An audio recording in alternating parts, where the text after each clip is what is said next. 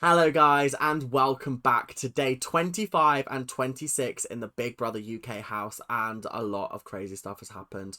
We have had a shopping task that frankly was absolutely hysterical to watch, and then we also had a task in the next episode that caused a lot of controversy and has brought one cast member into the public discussion as to whether they were right or wrong for their actions. And last but not least, we had another thrilling eviction leading us right into Halloween week. And I have to say, it is going to be a good week. So, without much further ado, let's get going and let's get into it. So first of all, the shopping task was effectively role-playing being on a plane, which actually was very funny.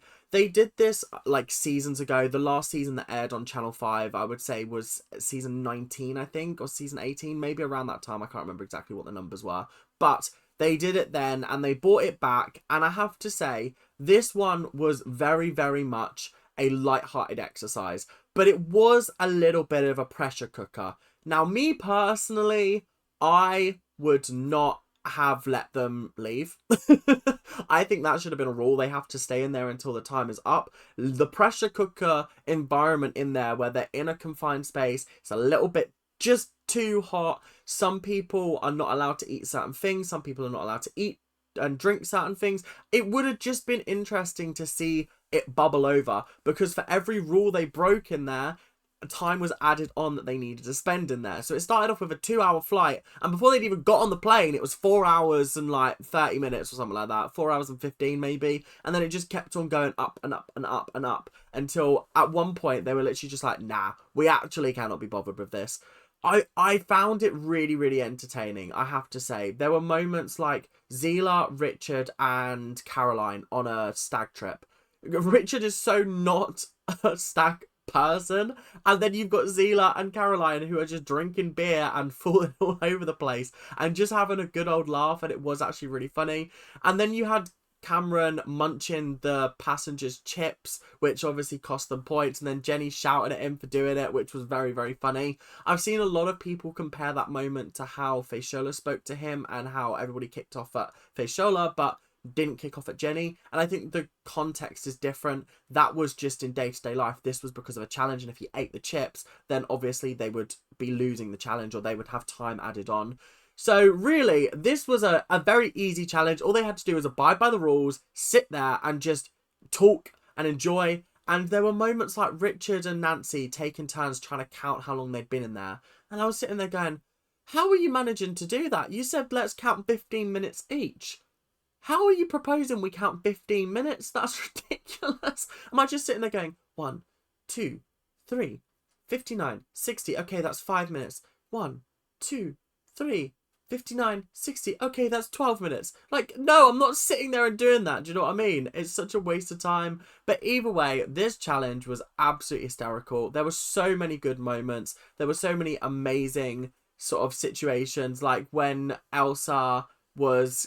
No, not Elsa. Jenny, sorry, and Sam were the trolley dollies, and they were walking along and they were eating the chocolate that they weren't meant to be eating. Oh my god, it was just so chaotic. And then it got to the point where they all just looked at each other and went, nah, should we sack it in? Should we sack it in and not bother? And they all just walked out. No, and unlocked them doors. No, you're not leaving. Thank you very much, good sir. You're staying in here no matter what. Okay, thank you very much. Oh, goodness, it was brilliant. And then Cameron and Faishola were the pilots, which was funny. I feel like there should have been more to do, maybe. I think boredom was the killer here, whereas they should have been like doing certain things during the challenge rather than just it being you got to sit here for 4 hours. But yeah, I thought personally very, very entertaining, had a great time with it, and it was definitely a highlight of the season so far, and definitely the best shopping challenge I think that we've had, purely because it was so simple, but it was so effective in just causing everyone's tensions to just rise a little bit, but it still be light-hearted viewing. So this brings us nicely to the conversation of Beergate. Now, something happened on the flight that caused a little bit of a stir and then was spoken about afterwards, and I just have the feeling that whatever way you look at it, there's going to be points that both sides made that I was like, yeah, you know what, fair and valid at the end of the day. First of all, the situation was Caroline and Tate were just having a little bit of a backwards and forwards. They were just chucking beer at each other. I think Caroline might have spat beer at him, but it was all just in jest, really. But the issue is that a splash or a little bit just landed on Farida, and I think she just sort of wiped it off. And Zila checked and was like, "Are you okay? Like, what's going on?" She was like, "Yeah, fine, it's fine." Because she was just enjoying the situation from what I understood. Now, this obviously blew up later, and I think Zila approached the situation with Caroline, and Caroline... This is what frustrates me about Caroline, right? Is the fact that it will be such a simple conversation like, "Hey, just to let you know earlier, that might have offended Farida, and I wanted to check on her." And rather than Caroline being like, "Oh my God, do you know what? I didn't even think, it wasn't even something that was on my radar. I'll go talk to her, see if she's okay." Caroline just immediately is on the defensive, and it's like, "Oh, you can't do anything these days." And I'm just like, oh, like, bestie, come on. Are you being serious? Are we really choosing now to sort of take a stand? And yeah. But then this is the thing. This is where it gets really, really complicated, because she then turns around and is like, "Oh, well, if I can't do that, then, like, why am I eating halal meat?" And I just sit there and I'm like, the two are not comparable, bestie. Like, the two are actually not comparable situations, okay? They're just not. And so I did just find it a little bit frustrating. However, Caroline does make a very, very good point. If Farida was that upset about the situation, or she felt uncomfortable by the situation, then that's up to Farida to come and talk to her. And I do believe in that. And this is what I've been saying about Zila and about Faishola, is they get offended on other people's behalves, or they decide to address problems on other people's behalves when it's not necessary. Farida literally came into the room and Caroline was like, "Did I offend you?" And Farida was like, "No, not at all. If it had been like a drink that you spilled on me, then yeah, probably. But equally, it would have been an accident. Like, I don't hold this against you." And Caroline just kept going, and I was like, "Oh, shut up. You've made a good point. Just leave on your good point." Do you know what I mean? Because this is something that we have been saying about Zila, is the fact that he likes to address problems for other people when Farida didn't have an issue with it. And he's took it upon himself to have that conversation with Caroline when it probably didn't even need to be said.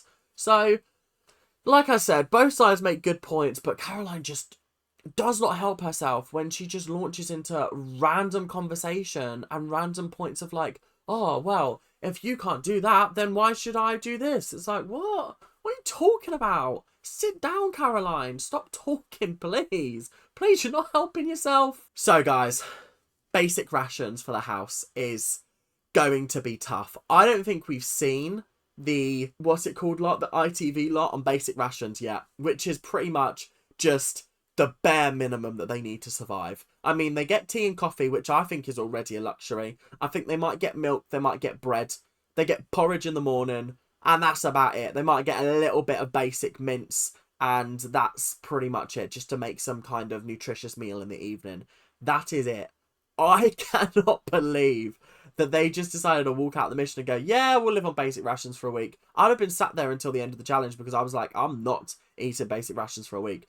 But what they also didn't realise is that basic rations don't just apply to food.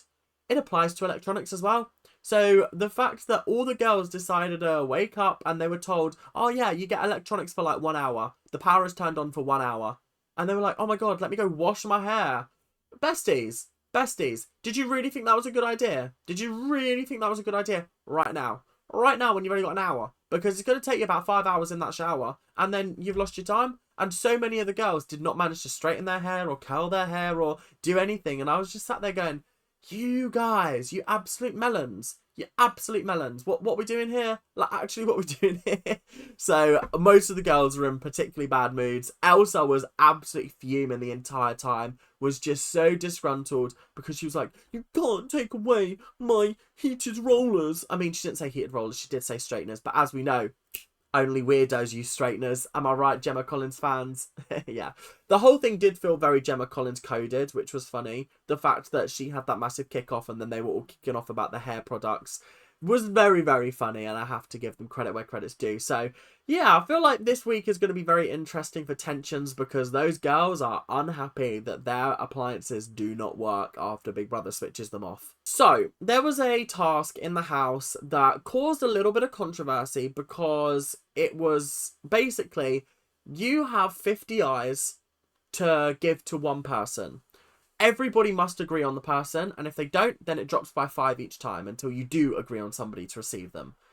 This was brilliant television, in my opinion, because everyone was immediately like, oh, we should give it to Zila, because the power is that, oh, you can get a letter from home. And Zila was like, oh, yeah, that would be good, guys, but, like, also, don't forget about Jenny. And Jenny's like, oh, yeah, I want to see me ma. Which is the worst Irish accent, let me just remind you. But I can't do an Irish accent, let alone a Northern Irish accent. She is from Derry. Derry's Northern Ireland, right? Am I wrong? I thought it was Northern Ireland. Maybe it isn't. Maybe I'm just really thick. But either way, I cannot do that accent. She also wanted it. So when the votes went around the table, everybody voted for Zila, apart from Caroline voted for Jenny, and Farida voted for herself. Which, I mean, you gotta like get the grind. Do you know what I mean? You gotta appreciate the grind. And then the next vote, everybody but somebody voted. Oh no, they didn't do it in time. That was what it was. They didn't manage to lock in a vote in time, so they lost another 5 eyes. So we're down to 40 eyes at this point. And by now, everybody's just voted for Jenny. So Jenny's got her 40 eyes. And I was sitting there going, how the bloody hell she managed that one? How has she managed that one? And there was a situation in which Cameron was also wanting the money to like go see like his parents or whatever. And I think Jenny just like made a flippant comment about like, oh well, you're used to not seeing your parents because you went to boarding school or something like that. And you could just see him look a little bit crestfallen. And so we're going to talk about that in a second, because I do have some thoughts on that situation. But the main point of this whole palaver is the fact that Jenny won the 40 eyes, and then she got to give 10 eyes to 3 different people. She chose Caroline, she chose Zila, and she chose Tasia to get the 10 eyes. I was a little bit surprised that she didn't choose Cameron, because obviously Cameron is her bestie mate in the house. I think she gave it to Caroline because Caroline voted for her in the first round, gave it to Zila because she took the eyes away from him. But the Tasia one was the one that confused me. Maybe because she's had a tough week and she's up for eviction. I didn't really know, and I was a little bit like, I don't really know what's going on here. But yeah, very interesting if you ask me. So after this challenge, there was a little bit of a discussion with Jenny and with Cameron. And a lot of the public seem to have lost their love for Jenny because of this situation. And I was kind of confused, because I don't actually think what she did was wrong. Do you know what I mean? Like, if she had gone out of her way to be nasty to Cameron, I think that's a lot different than just having a cheeky bitch behind the back just to get your frustrations out in the situation. Do you know what I mean? But we'll get to that in a second. My first point is that Cameron was obviously upset. I think he was not upset about the fact that he didn't get the balls to give to his family, or to get the family thing. I don't think he was upset about that. I think what he was upset about is the fact that Jenny made it out like he didn't care about seeing his family or hearing from his family because he'd gone to boarding school. And I have to admit, that is how it came across from Jenny, but I don't think it was anything more than just a flippant remark at the end of the day. I don't think she meant it maliciously, and I don't think she meant it in a rude way at all. And so I just think that that was just a misunderstanding. They talked it out and obviously made up with Jenny, but then Jenny did have a conversation later, I think with Nancy and Caroline, I want to say, in the snug, and she was essentially just airing out her frustrations at the fact that Cameron has spoken about how, oh, he can go long times without speaking to his family, like he's fine not being able to speak to them, but all of a sudden he like wants to hear from his family when the opportunity to hear from them arises. And she just felt like that was just a little bit confusing, and she just, in her obviously Northern Irish way, was just throwing F-bombs around and just don't piss me off and things like that.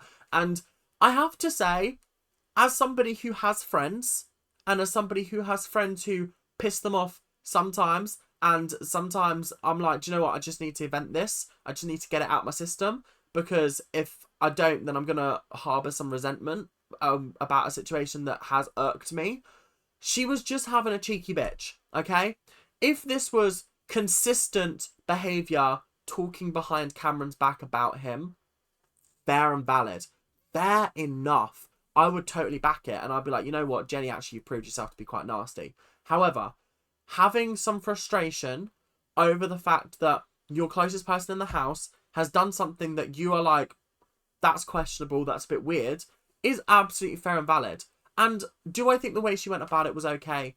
Listen, we've all had a cheeky bitch behind people's backs. Let's not be acting like we're all high and mighty, and let's get off our high horse and pretend like we haven't done the exact same thing. We all have a friend that we all go to another friend of ours and we all bitch about, okay? And then we do the same. Sometimes it's just good to get things out. Sometimes it's not good to just hold things in, even when you've had that discussion with the person, you've smoothed it out. You've still got things that you want to say, but you're not necessarily willing to have it out in front of them because you know it will hurt their feelings. So you're just like, do you know what? I just need to get it out and then I'm good. I'm good now, okay? I'm good.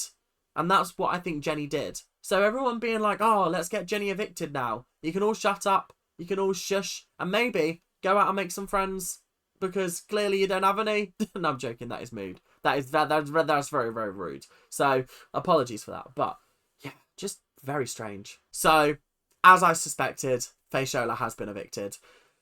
For me, this is best case scenario, I feel like. I think it should have been a double and we should have taken Tate with us, do you know what I mean? But apparently Tate is the most popular out of those 4 people who are up for eviction, which is shocking to me. I don't understand who is a fan of Tate. I don't know where they are. Clearly the bots are out there, but either way, it is what it is. But yeah, I think Faishola needed to go to mix the house up. We needed to see more from Zila that wasn't Zila and Faishola. We needed to see more from Tasia without Faishola sort of being there to guard her and protect her, as Faishola said in her exit interview, even though she was like, oh no, I don't really mean that. I think deep down she probably does mean that, and she was doing that to an extent. So yeah, interesting eviction. I'm sad to see her go in the sense of I actually do like Faishola. I think she is lovely, but for the purposes of the house needing a shake-up, I think she needed to go. Tate leaving would have done nothing to the house apart from maybe made Marcus a bit more pissed off and also push him further into Elsa's arms. I think Nancy leaving would have kind of killed the drama a little bit, and I also feel like Tasia leaving would have just been the biggest injustice of the night. But Faishola leaving leaves them with one cook and also with a sense of, the leader of the house is now gone.